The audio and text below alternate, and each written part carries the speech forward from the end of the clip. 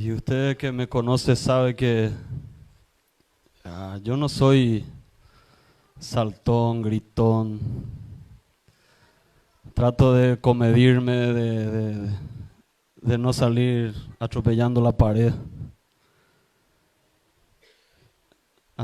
Guille está por ahí. Ok.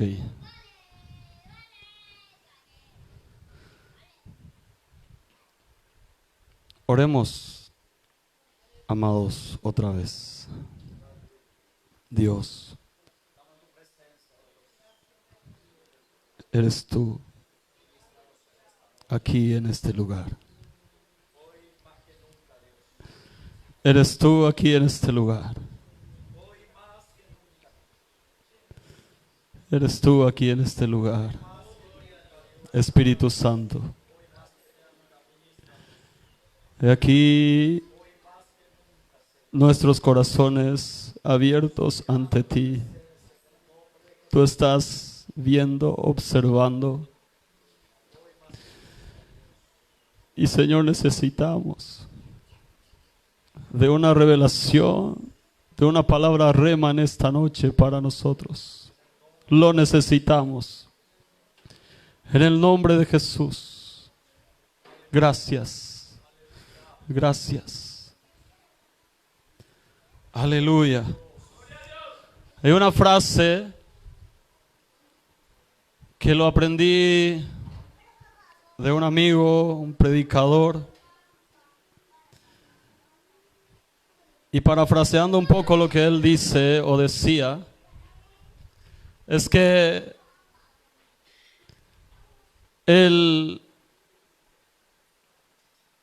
las buenas obras nos salvan, pero un salvo hace buenas obras. El diezmo por el diezmo no es suficiente para salvar a una persona. Pero el que es salvo, el que ha nacido de nuevo, al que le ha sido revelada la palabra, al que le ha sido sacado el velo, lo hace por amor. Haciendo un paréntesis en esto, iglesia, porque realmente es importante. El diezmo no es algo que se lo inventó Abraham. Históricamente hubieron culturas y naciones mucho más antiguas y milenarias que la hebrea. La mesopotámica, la babilónica, la egipcia misma. Son miles de años más antiguos que la cultura hebrea. Ellos ya practicaban el diezmo. Y da la casualidad, que no es casualidad, que también ellos el diezmo lo dedicaban a sus deidades. Y por ende iba a través de los templos y de los sacerdotes. Y a través de la historia, Dios llama a Abraham y le dice: haré de ti una gran nación. Pero hay un requerimiento tan alto de parte de Dios a su siervo y más tarde a su amigo Abraham, que la duda en el camino, la incertidumbre, podría ser también la falta de convencimiento por las circunstancias que rodeaban a Abraham, por la familia de Abraham, su esposa particularmente. Pero en ese caminar, en ese trajinar, yo siempre digo que lo que Dios diseñó para nosotros, para cada uno de nosotros, está establecido, está escrito, ya el Señor lo ha dicho. Porque lo que usted lee en Jeremías, cuando él dice que en el vientre de su madre lo santificó, lo llamó, lo escogió. También el salmista dice, tú viste y tejiste mis entrañas. Lo que Dios diseñó y dictaminó para cada uno de nosotros, Él lo cumple. Amén. Pero en ese caminar, usted no es un robot. Usted es un ser humano común y corriente con errores, virtudes y defectos. Que peca delante del Señor, claro que sí.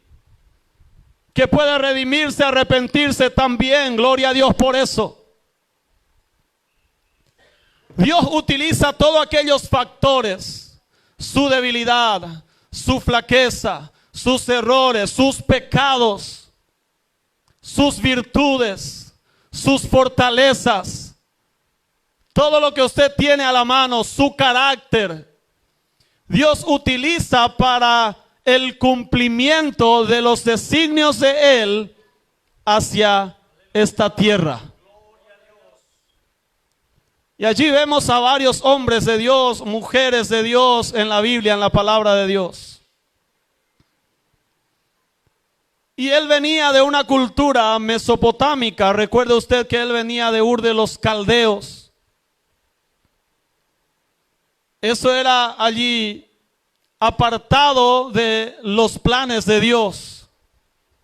Su padre Taré, su sobrino Lod, eran gente idólatra, pagana hasta los huesos.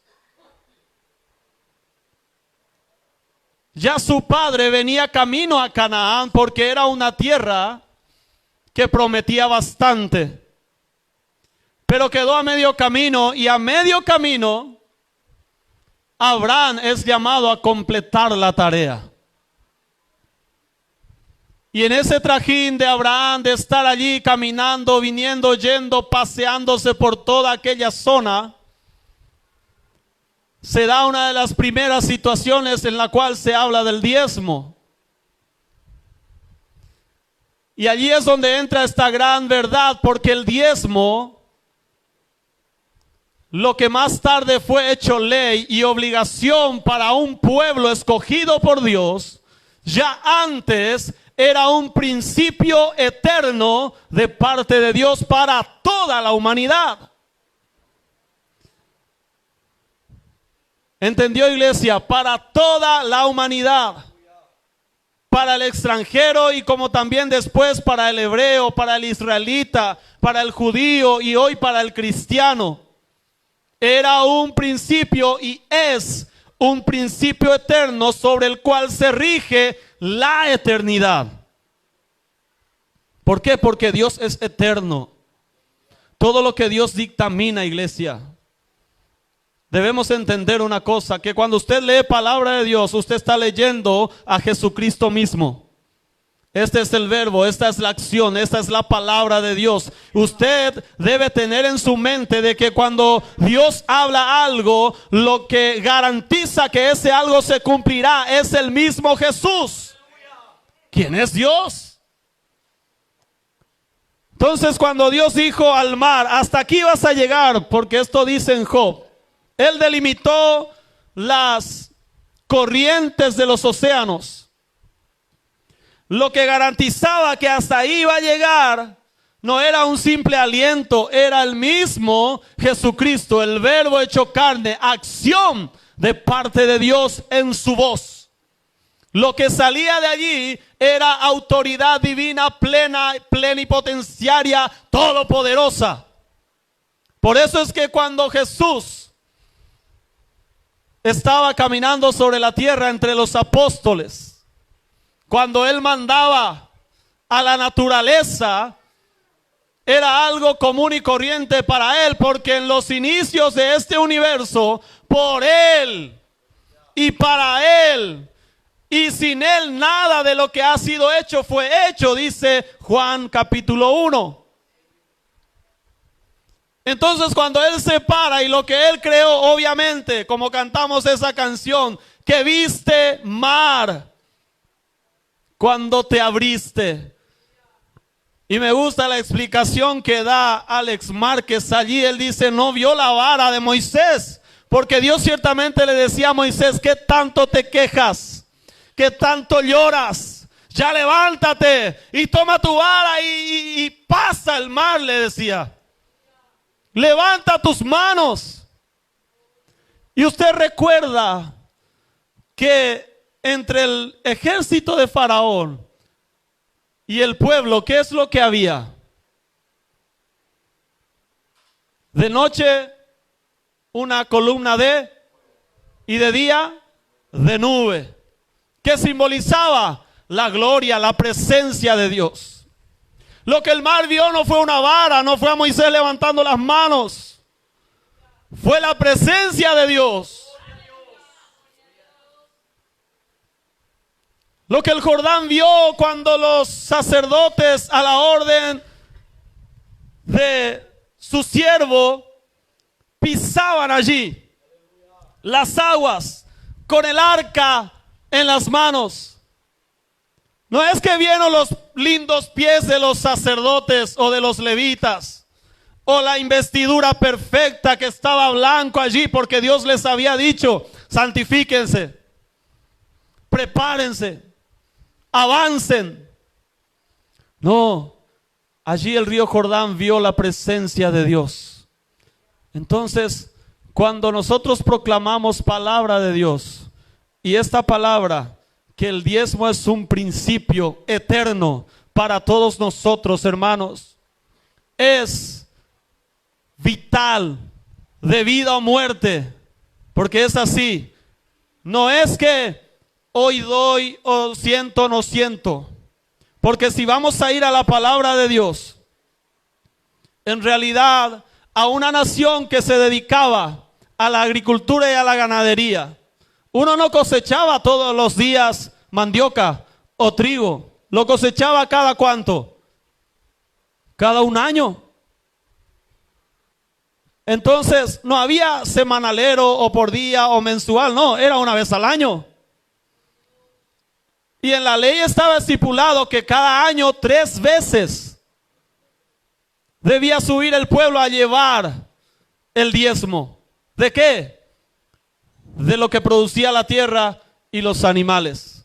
Cada fiesta, Pascua era una de ellas. Allí las primicias era otra.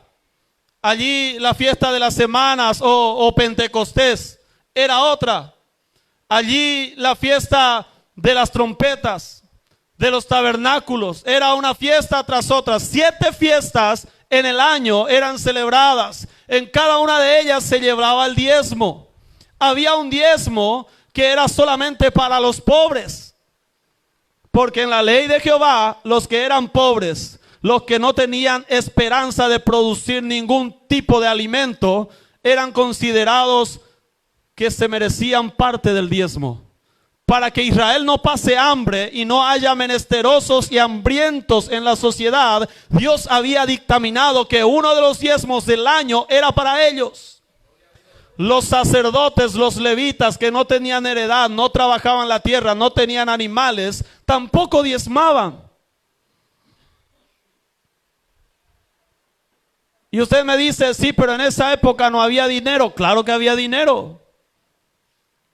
Porque también la ley especifica y dice claramente que si una persona vivía muy lejos de Jerusalén y tenía que llevar su diezmo y su ofrenda para el templo, y sabía que en el viaje que duraría varios días se le iba a echar a perder aquello, decía: véndalo allí en su comunidad, en su barrio, venda todo.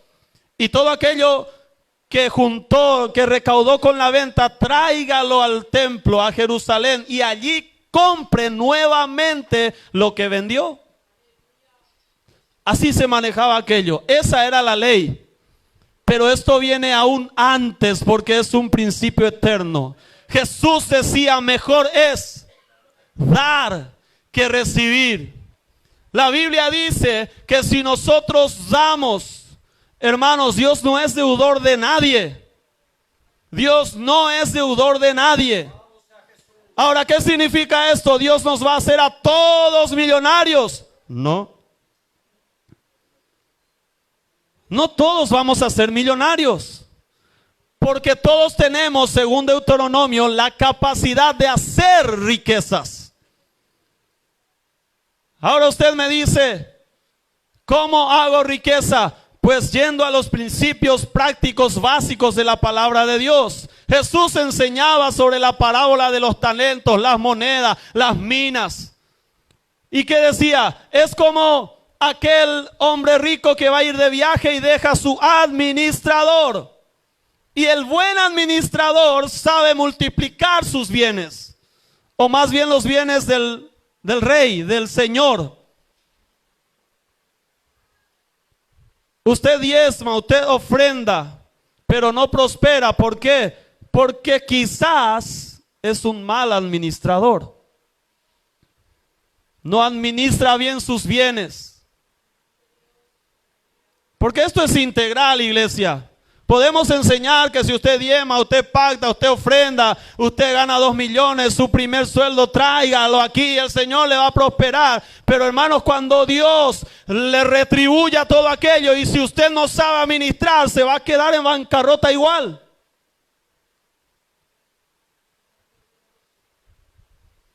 Eso en un paréntesis, porque eso es parte. Usted, así como yo, debemos aprender, seguir creciendo. Entonces, la palabra de Dios es tan clara. Y vamos a leer al profeta Ageo. Guille, pasame mi Biblia, por favor, si trajiste.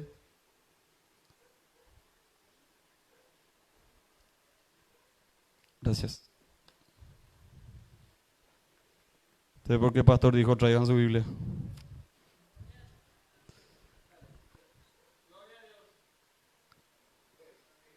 Yo recuerdo que 15, 20 años atrás, esto era un símbolo de los aleluyas, de los evangelocos. ¿Por qué? Porque la gente veía que había un libro negro debajo del brazo o en la mano, y estos son los aleluyas. Estos son los evangélicos. Otros utilizan un término simpático, los hermanos separados. Entonces, la Biblia debe ser siempre un símbolo para nosotros. Y más que un símbolo, un mapa, un GPS que nos está constantemente guiando. Amén. Ayer estaba leyendo esto en Lirios del Valle, pero lo leí así rápido. Y hoy vamos a tomarnos unos minutos para leer. Ageo capítulo 2. Dice así: en el mes séptimo, a los 21 días del mes, vino palabra de ¿quién? Vino palabra de Jehová por medio del profeta Ageo diciendo: habla ahora a Zorobabel, hijo de Salatiel, gobernador de ¿dónde? De Judá, y a Josué, hijo de Josadac, sumo sacerdote, y al resto del pueblo diciendo. Entonces, primera cosa que tenemos que notar aquí, cuando viene palabra de Dios, cuando viene una dirección, una instrucción de parte de Dios, dice habla ahora. ¿Quién habla? El profeta. ¿De parte de quién? De parte de Dios. ¿A quién? A Zorobabel ben Salatiel, gobernador de Judá, al que es cabeza de aquella ciudad. A Josué ben Josadac, sumo sacerdote, el administrador de las cosas espirituales de esa ciudad, y al resto del pueblo, diciendo: ¿quién de vosotros vio esta casa en su primer esplendor? ¿Cómo la veis ahora, tal como no existe ante vuestros ojos? Y va el primer desafío. ¿A quién? Al gobernador. Ahora pues, esfuérzate, Zorobabel, dice Jehová. Esfuérzate, Zorobabel, dice Jehová. Esfuérzate también, Josué, hijo de Josadac, sumo sacerdote. Y al pueblo que dice: cobren ánimo, pueblo todo de la tierra, dice Jehová, y trabajad. ¿Por qué? Yo estoy con vosotros. Gloria a Dios.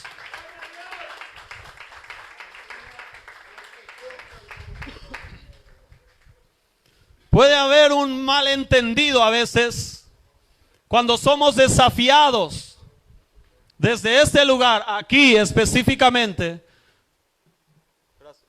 con palabras como debemos dejar todo por el Señor. Y una vez más voy y replico y digo a lo que dije anteriormente, cuando diezmamos, ¿Dios nos hará rico a todos? No. Ahora, la promesa de Dios es pan, techo y abrigo. Dice, estas cosas no tendréis necesidad siquiera de pedir si buscan primero el reino de Dios y su justicia. Ahora sí hay otros, algunos contados, que tienen la capacidad de producir riquezas y a gran escala. ¿Para qué? Para que pueda bendecir la obra del Señor. No para juntar y agrandar sus graneros y crezcas todos, no. Para bendecir la obra del Señor. Y aquí dice, iglesia, y es claro, es inconfundible la palabra de Dios. Al pueblo le dijo, cobren ánimo. ¿Por qué? Y vamos a ver. Mi espíritu estará en medio de vosotros, no temáis. Porque así dice Jehová. ¿De dónde? Jehová, Dios de los ejércitos, de aquí a poco yo haré temblar los cielos y la tierra, el mar y la tierra seca, y haré temblar todas las naciones. Y dice, y vendrá el deseado, y por lo menos aquí en mi Biblia está en mayúscula. ¿Usted lo tiene así? Entonces se está refiriendo ¿a quién? A Jesucristo. Y lo está hablando el profeta Ageo 500 años antes de él. De todas las naciones y llenaré de gloria esta casa, dice Jehová de los ejércitos. La gloria, léalo, postrera de esta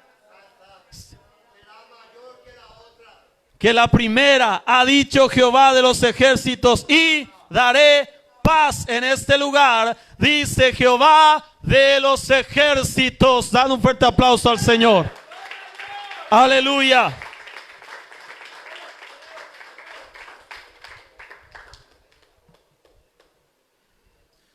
Para entender, iglesia, el profeta Ageo fue un profeta que ministró o recibió palabra del Señor o profetizó en el tiempo en el cual estaba el pueblo volviendo de la cautividad de Babilonia.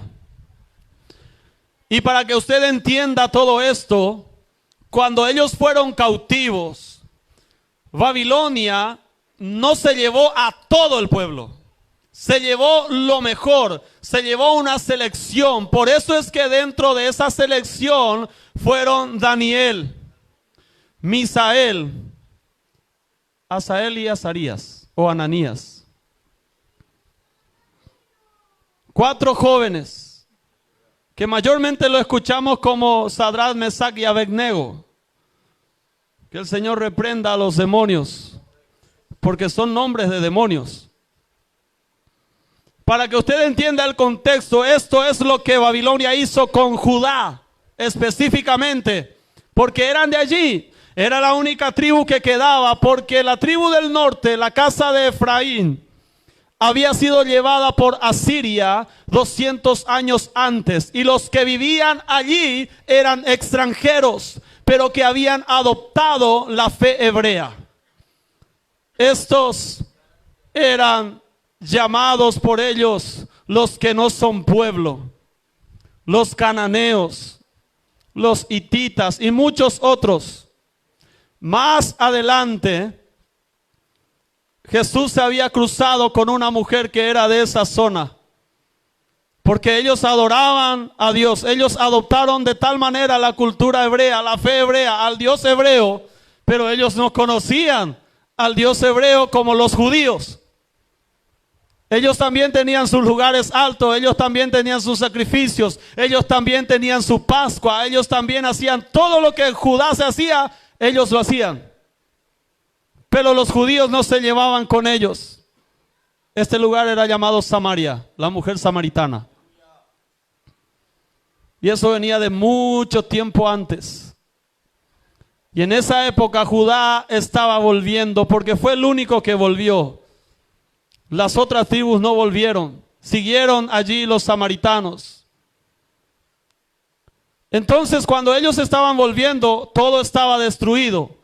Porque de lo mejor que se llevó, ¿qué fue lo que quedó? Lo peor prácticamente, paralíticos, lisiados, ciegos, los pobres, los menesterosos, los que andaban por las calles, los bandidos, los que no tenían nada, quedaron allí. ¿Y qué podríamos esperar de una sociedad sumergida en la catástrofe? Pues nada, todo estaba destruido y lo primero que se destruyó fue el templo que edificó Salomón, que estaba enchapado en oro y repleto de joyas. Y el enemigo al venir, lo primero que destruía era el templo, porque el templo era la seguridad de un pueblo, de que su Dios lo defendía. Pero como Dios mismo envió aquella calamidad, entonces eso quedó a merced del enemigo. Y cuando volvieron, iglesia, el panorama era desalentador, desolador. Y estaba allí Zorobabel, estaba allí Josué y estaba allí el pueblo. El gobernador de una ciudad destruida, el sumo sacerdote de un templo destruido y el pueblo que volvía a sus lugares en ruinas. Me hace acordar como cuando vine primera vez, pisé la Chacarita, tenía no sé, 4 o 5 años. Y yo venía de otro lado, de otra ciudad, y me paro acá arriba en la plaza y veo el agua que había llegado prácticamente hasta acá, hasta el pasillo, este pasillo, y subiendo un poco ahí. Y el panorama era desolador, y usted entienda la mente de una criatura de 4 o 5 años buscando a su mamá, porque yo no vivía con mamá.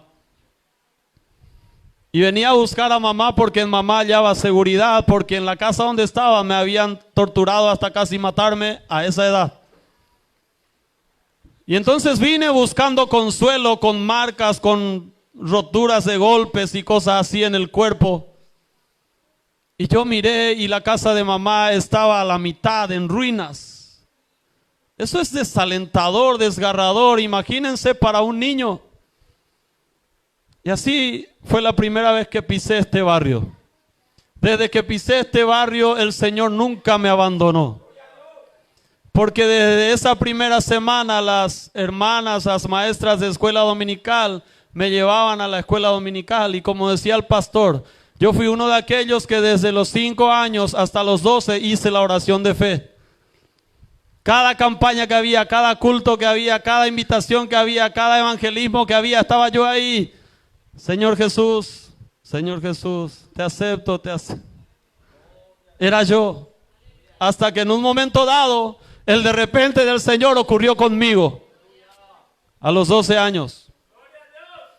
Entonces, el panorama era tan desastroso que Dios tuvo que hablar al profeta, el profeta al gobernador, al sumo sacerdote y al pueblo, y le decía que cobren ánimo.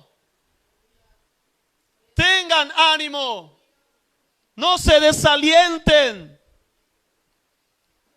Pero no solamente eso, les decía, trabajen. A ver, repita conmigo, trabajen. Amén. ¿Por qué? Porque yo estoy con ustedes. El hecho que Jehová esté con nosotros, hermano, no significa que vamos a quedarnos de brazos cruzados a ver que llueva diamante, que llueva oro. No, no existe esas cosas, y es mentira y es una manipulación diabólica de aquellos que quieren escuchar estas cosas. Yo no estoy en contra de que Dios lo puede hacer si lo quiere, pero según su palabra no funciona así. Él decía, trabajen.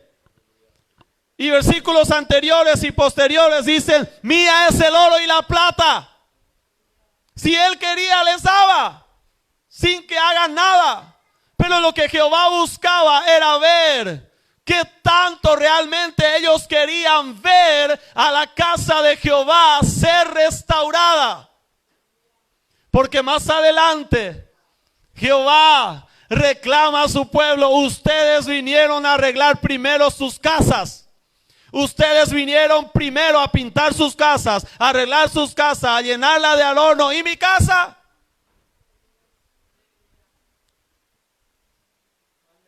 Y mi casa, decía el Señor. Y es lo mismo que dice el pastor hoy. ¿Cómo es posible que querramos ver ciertas cosas si primero... Y usted entiende, amén. Dice,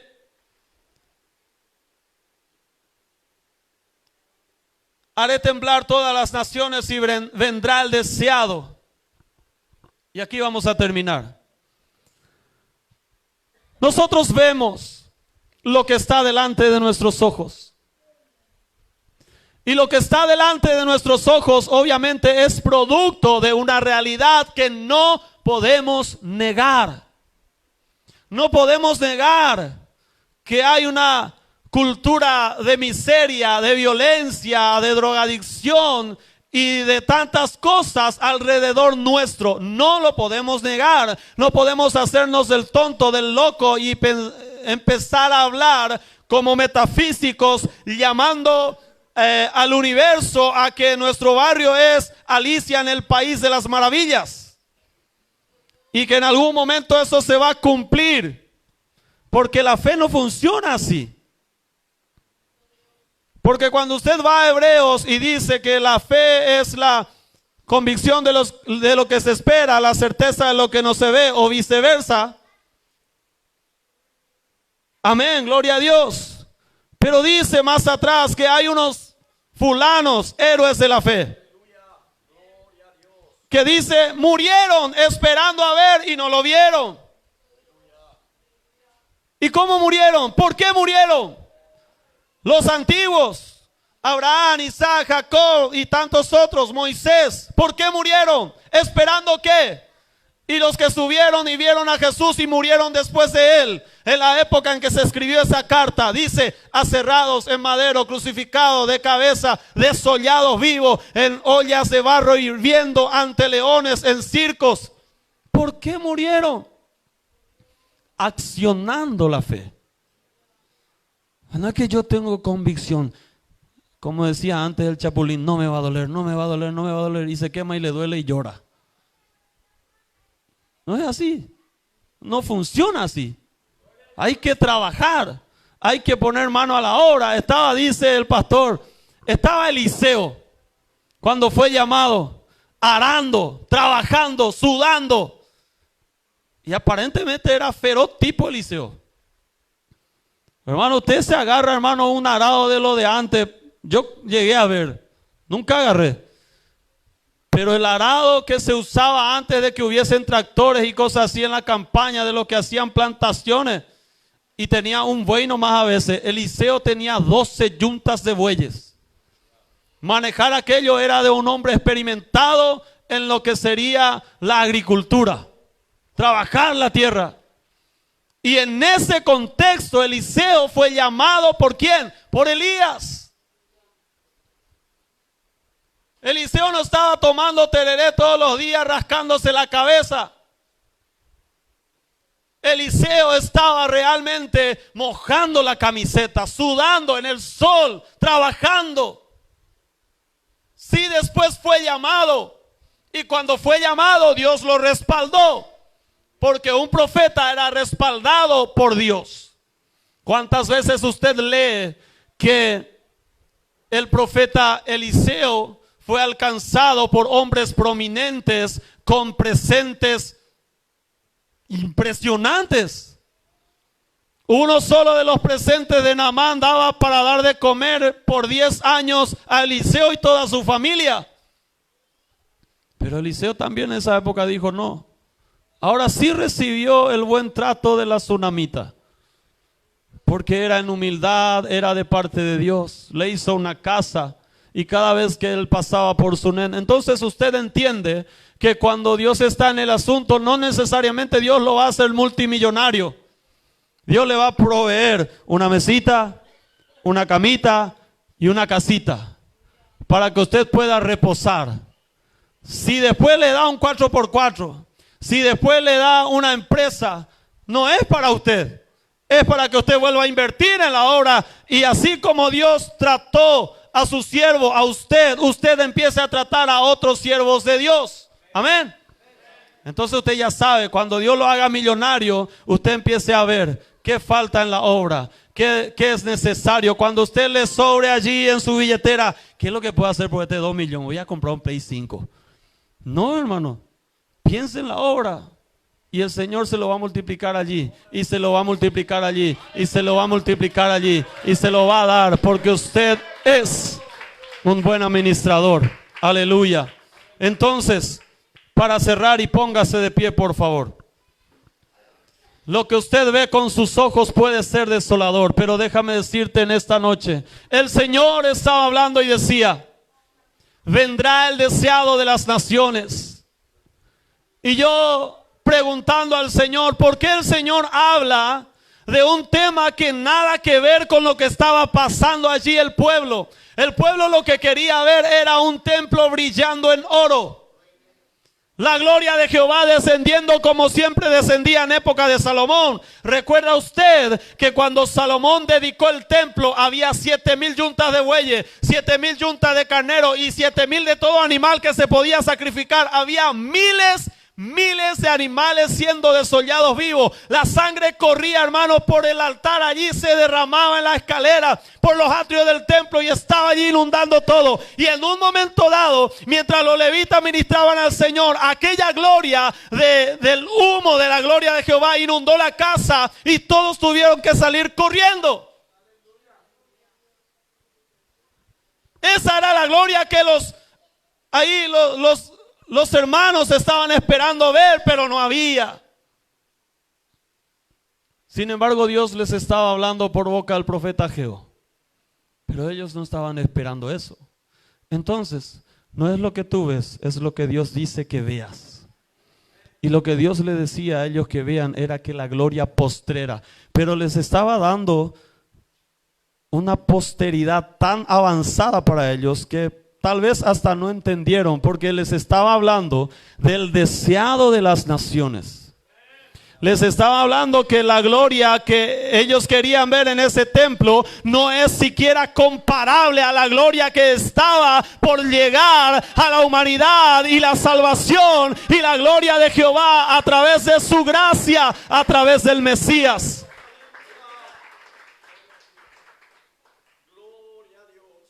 Y eso es el punto central del mensaje. Que quizás lo que queremos ver no tiene nada que ver con lo que Dios nos está mostrando. Y no podemos ver por qué. Número uno, estamos desganados, con brazos caídos. No estamos asimilando, iglesia, los desafíos que tenemos por delante.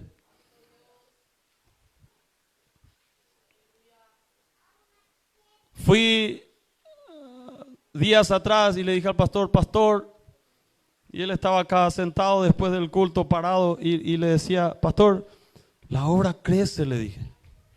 Obviamente él ve también eso, pero yo quería compartir con él. Tenemos gente apoyando allá, acá, ahí, allá, culto casero acá, allá, ahí. Y hoy el pastor replica esto y dice, ahí hacemos esto lunes, martes, miércoles, jueves, viernes. Y otra vez, hermano, estamos de lunes a lunes sin darnos cuenta. Pero si no enfrentamos con ánimo pronto, preparado para toda buena obra, vamos a perdernos de un gran avivamiento, iglesia. Le decía a Arnaldo también vez pasada, espero que este mover de Dios no sea uno de aquellos ciclos, porque en estos años he visto muchos ciclos. Que un tiempo así de visitación de parte de Dios y por causa de no saber administrar, porque también la gloria de Dios se administra.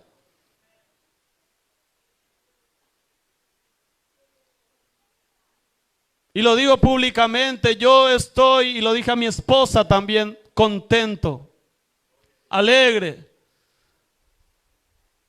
porque mi amigo, mi padre espiritual, el pastor,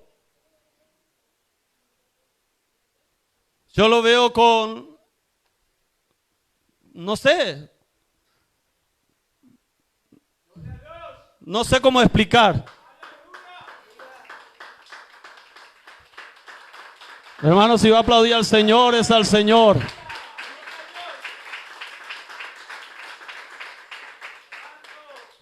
Porque da gusto cuando está allí y Él está a 1000 por hora. Y tiene a su alrededor gente que no hace brazos caídos, gente que está para, como dicen ahí por los pasillos,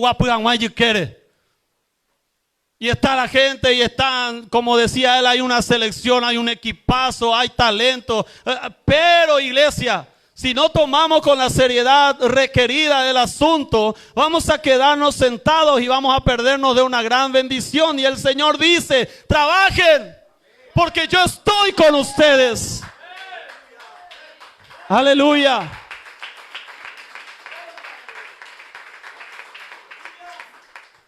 Y espero, iglesia, que puedan recibir esta palabra. Manos al arado, como dice nuestro hermano. No miremos atrás ni al costado. No miremos siquiera a Amalek. ¿Quién es Amalek?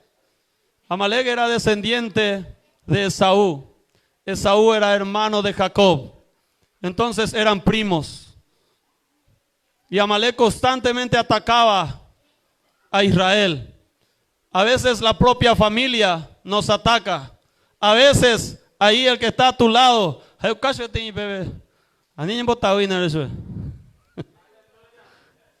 ¿Por qué? Porque puede pasar. Decía el pastor, yo no sé cuándo, creo que ayer fue. Si el mismo Pedro y otros que tenían buenas intenciones, pero terminaron metiendo la pata en realidad, equivocándose, que fueron influenciados, que fueron de repente mal dirigidos por el mismo diablo, ¿cuánto más nosotros? ¿Cuánto más nosotros? Gente que oraba, ayunaba, buscaba a Dios, estaban con Jesús ahí de frente y fueron manipulados. ¿Cuánto más nosotros?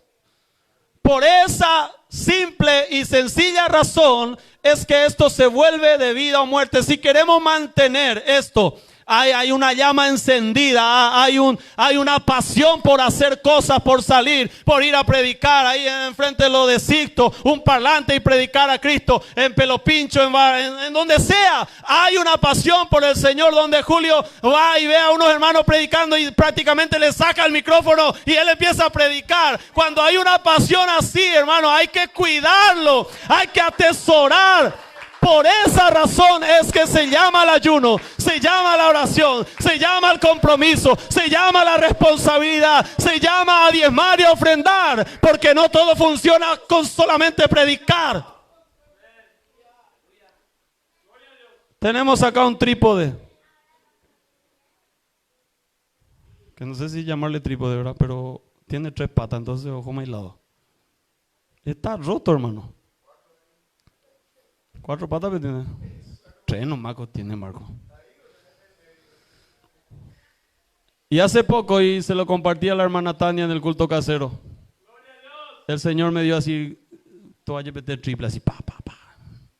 ¿Por qué? Porque en medio del culto, en varios cultos, y yo estábamos cantando acá, y Tania venía allá del fondo, y traía su teléfono, y ella hacía video en vivo desde su cuenta, creo yo, ¿verdad?